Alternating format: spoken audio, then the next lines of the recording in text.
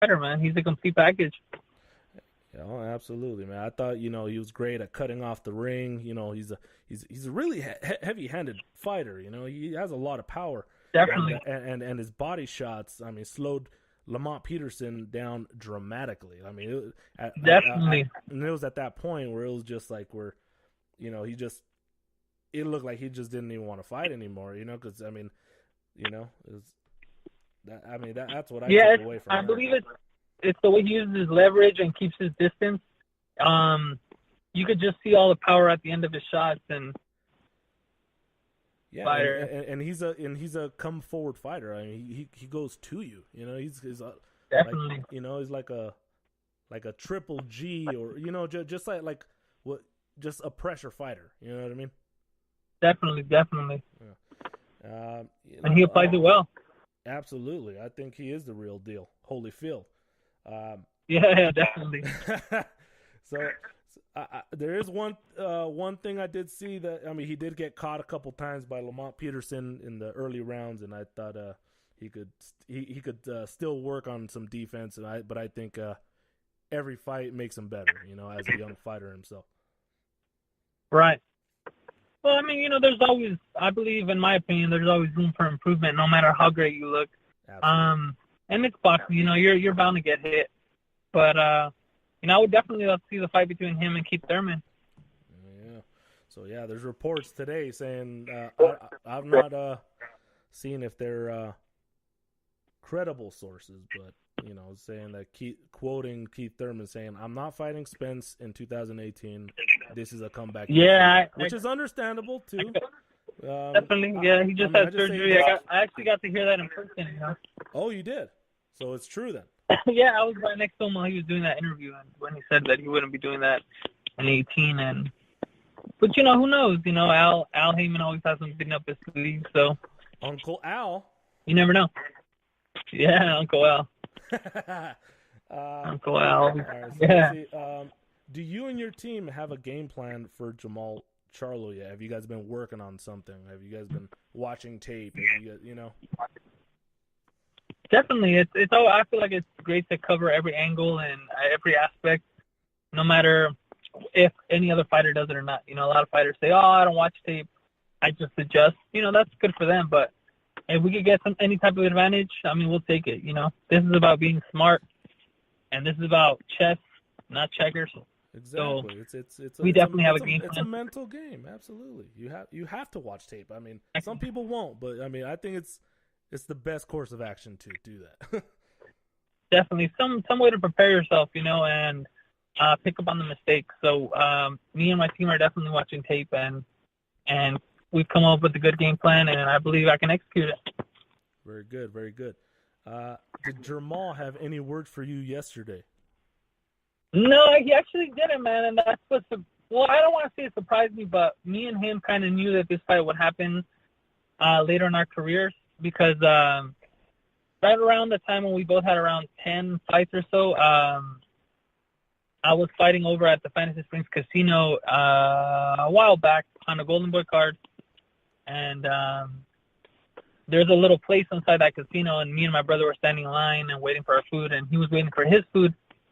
And he goes, "Hey man, I just want to tell you good luck." He's all like, "I want you to know that my advisor told me to hold off on this fight with you because it'll be a bigger fight down the line." And I appreciate that, and I agree. I believe it could be a bigger fight down the line. What do you know? Now it's down the line, and this fight's about to happen. But I believe he's always had respect for me because, as opposed to me and other fighters, he always talks down to other fighters. And when he saw me yesterday, we were sitting at the same table. He just kind of nodded in respect. And from what I heard, he didn't say anything bad. Yeah, for sure. All right.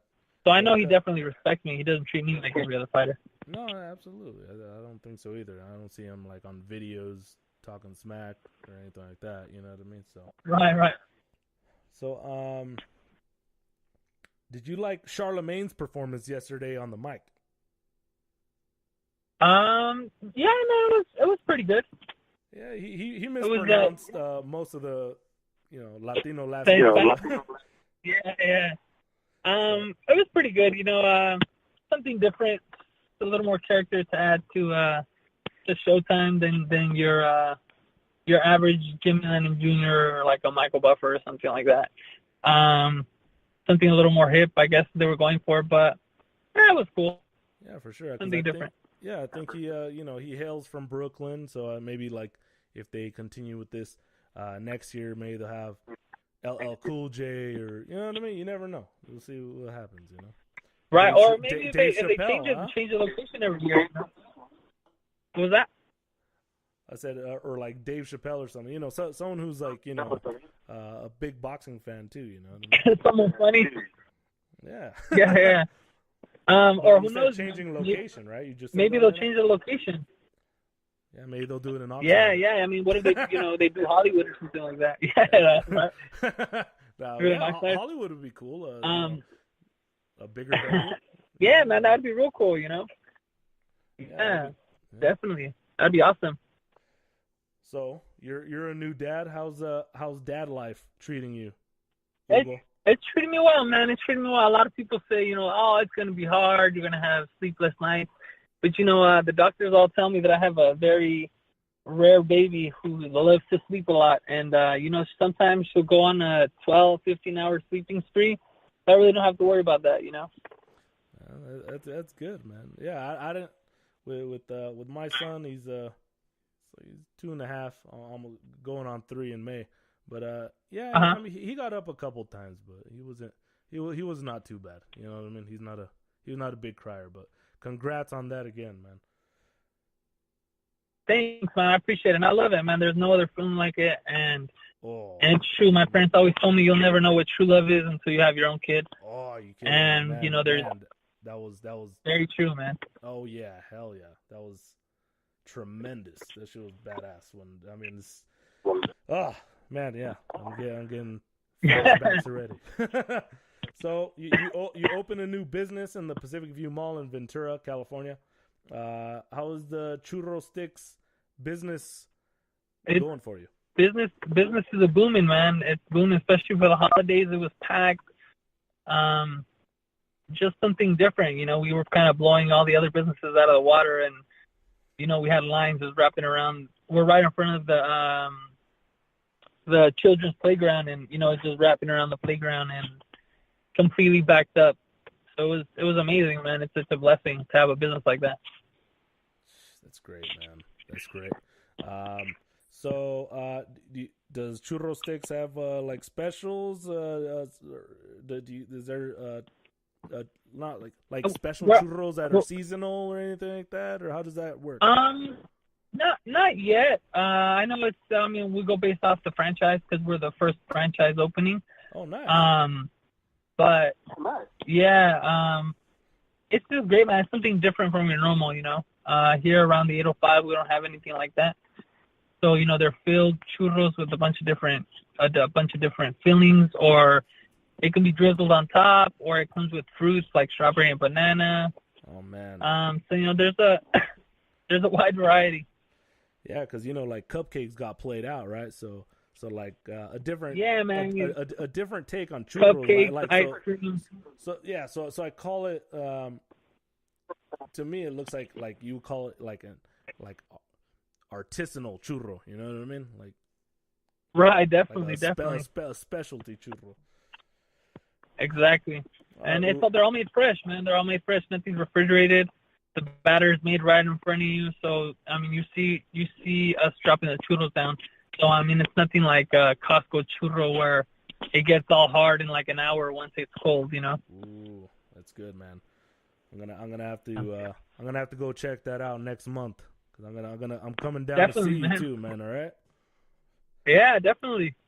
All right. So Hugo Centeno Jr., where can people follow you and your business? You guys can follow me on Instagram and Twitter. It's Hugo Centeno Jr. and my business on Instagram is Churro Sticks Pacific View Mall on Instagram, Twitter, and Facebook. All right, Hugo. I know you've had a hard couple days, traveling, and now immediately coming back from traveling to training. So You have a good night, and I'll see you next month, all right? Sounds good, brother, man. I appreciate it. You having me on. All right, man. Have a good night. You too, brother, man. Peace out. Bye. Bye-bye. Well, there you have it, folks. Hugo Centeno Jr. coming through on the Trilosophy podcast. All right. Well, what we have going on this Saturday, all right, we got some boxing on HBO. We have Matisse versus Karam, and we have the lightweight championship of Linares versus Gesta.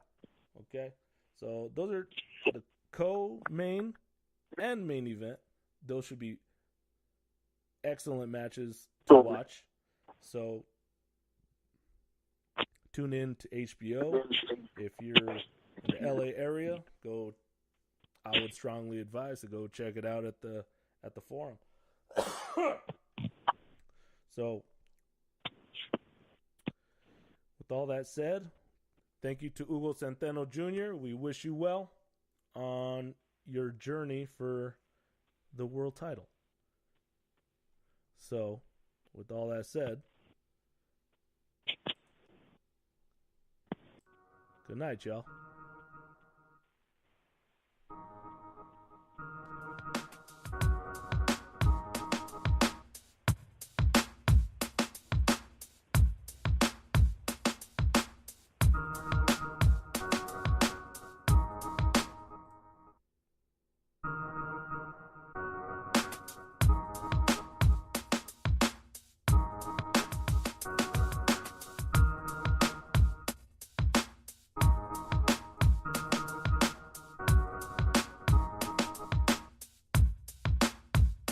Don't forget to subscribe. Leave a review on iTunes, Spreaker. Follow Trilosophy on Instagram.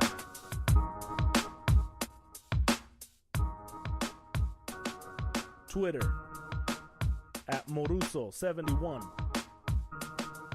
The YouTube channel if you wanted to see the Hugo Centeno Jr. interview.